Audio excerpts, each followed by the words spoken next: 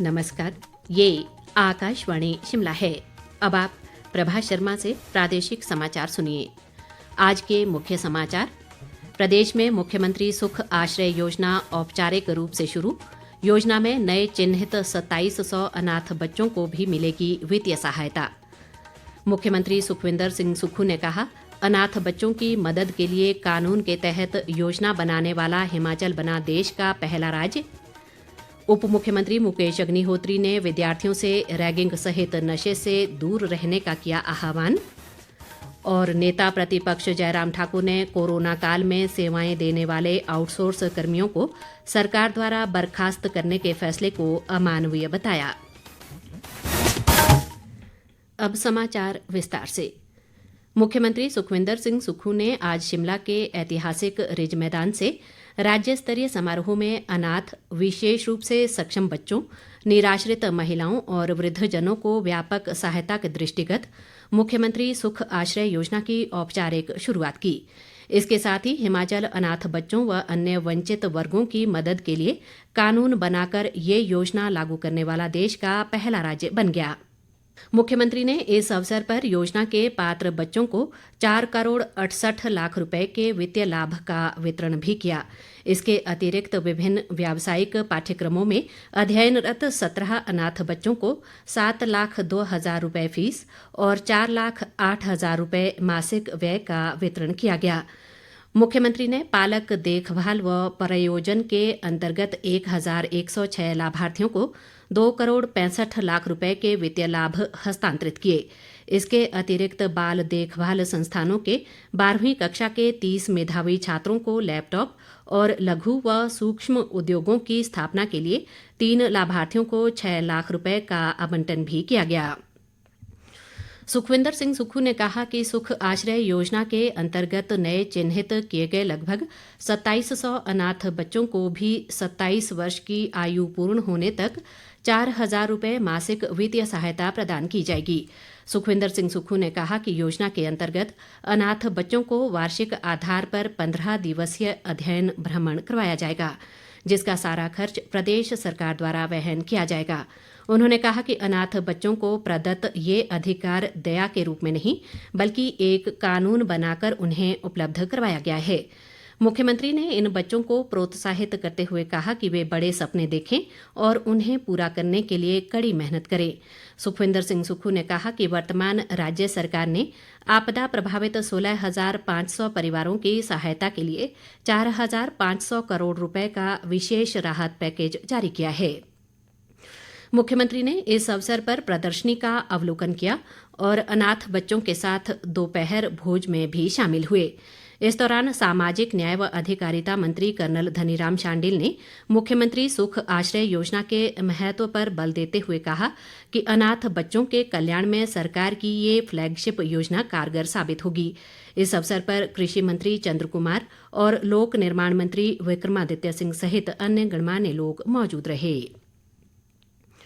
उद्योग मंत्री हर्षवर्धन चौहान ने कहा है कि प्रदेश सरकार आपदा पीड़ित करीब 3,500 परिवारों को 7-7 लाख रुपए की सहायता राशि घर बनाने के लिए देगी। आज सोलन में एक पत्रकार वार्ता के दौरान उन्होंने कहा कि 4,500 करोड़ का आपदा राहत पैकेज हिमाचल के प्रभावित परिवारों के लिए जारी किया गया है। उद्योग मंत्री ने कहा कि प्रदेश सरकार ने मुआवजा राशि को बढ़ाकर प्रदेश की जनता को राहत दी है। उन्होंने कहा कि आपदा से भूमिहीन हुए परिवारों को प्रदेश सरकार घर बनाने के लिए भूमि भी देगी और नए मकान बनाने वाले परिवारों को बिजली व पानी के निःशुल्क कनेक्शन देगी। हर्षवर्धन चौहान ने कहा कि लोगों ने 200 करोड़ रुपए की सहायता राशि मुख्यमंत्री आपदा राहत कोष में दी है। लोक निर्माण मंत्री विक्रमादित्य सिंह ने कहा है कि मेले हमारी प्राचीन परंपराओं व रीति रिवाज के संरक्षण और संवर्धन में अहम भूमिका निभाते हैं।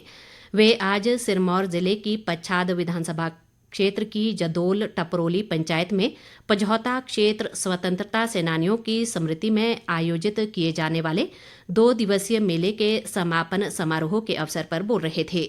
विक्रमादित्य सिंह ने क्षेत्र के स्वतंत्रता सेनानियों के योगदान को याद करते हुए कहा कि पझौता आंदोलन का इतिहास विशेष है और सभी को इसके बारे में जानकारी होना जरूरी है। उन्होंने कहा कि प्रदेश को देश का सर्वश्रेष्ठ राज्य बनाने के लिए सभी को एकजुट होकर कार्य करना चाहिए।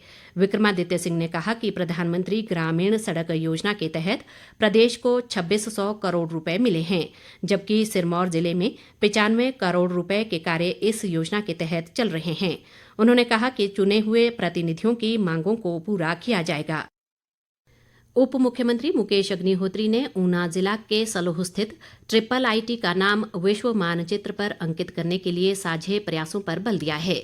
वे आज संस्थान के दूसरे स्थापना दिवस पर बतौर मुख्य अतिथि बोल रहे थे।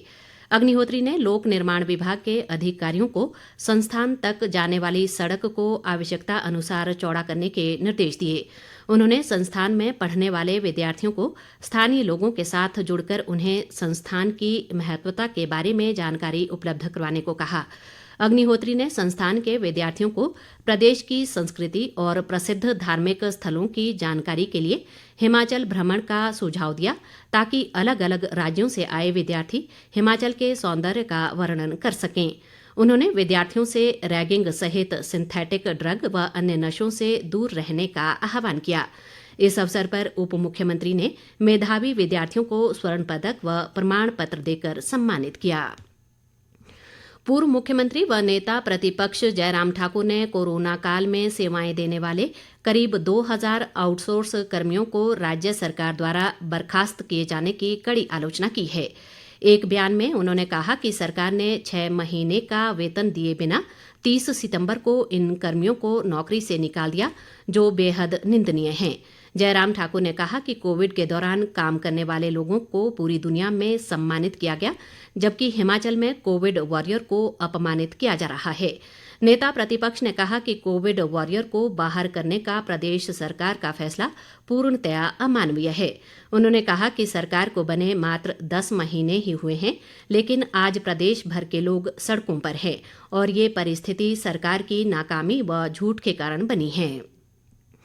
नेहरू युवा केंद्र कुल्लू, भारतीय तिब्बत सीमा पुलिस व राष्ट्रीय सेवा योजना और विभिन्न सामाजिक संस्थाओं के तत्वावधान में मेरी माटी मेरा देश मिट्टी को नमन वीरों को वंदन कार्यक्रम के अंतर्गत मनाली में आज अमृत कलश यात्रा का आयोजन किया गया। प्रदेश भाजपा उपाध्यक्ष व पूर्व मंत्री गोविंद सिंह ठाकुर ने पवित्र मिट्टी को कलश में डालकर इस कार्यक्रम का शुभारंभ किया। इस दौरान मनाली के मॉल रोड होते हुए रामबाग चौक तक अमृत कलश यात्रा निकाली गई, जिसमें सैकड़ों लोगों ने मिट्टी और चावल को कलश में डाला। यात्रा को संबोधित करते हुए गोविंद ठाकुर ने कहा कि मेरी माटी मेरा देश अभियान का उद्देश्य उन बहादुर स्वतंत्रता सेनानियों और वीरों का सम्मान करना है, जिन्होंने देश के लिए अपना जीवन बलिदान किया है। उन्होंने कहा कि हमारी युवा पीढ़ी को देश के स्वतंत्रता का इतिहास स्मरण रहे, इसके लिए पूरे देश भर में कलश में पवित्र मिट्टी एकत्रित की जा रही है। इन कलशों के माध्यम से ये मिट्टी दिल्ली भेजी जाएगी, जहां राष्ट्रीय युद्ध स्मारक के पास शहीदों की याद में अमृत वाटिका का निर्माण किया जाएगा। भारत सरकार के सूचना व प्रसारण मंत्रालय के केंद्रीय संचार ब्यूरो हमीरपुर द्वारा केंद्र सरकार के 9 वर्ष सेवा सुशासन और गरीब कल्याण और जन कल्याणकारी योजनाओं पर हमीरपुर में लगाई गई 3 दिवसीय चित्र प्रदर्शनी आज संपन्न हो गई। इस दौरान छात्राओं ने स्वच्छता पर रैली निकाली और नारे लगाकर लोगों को साफ सफाई के बारे में जागरूक किया।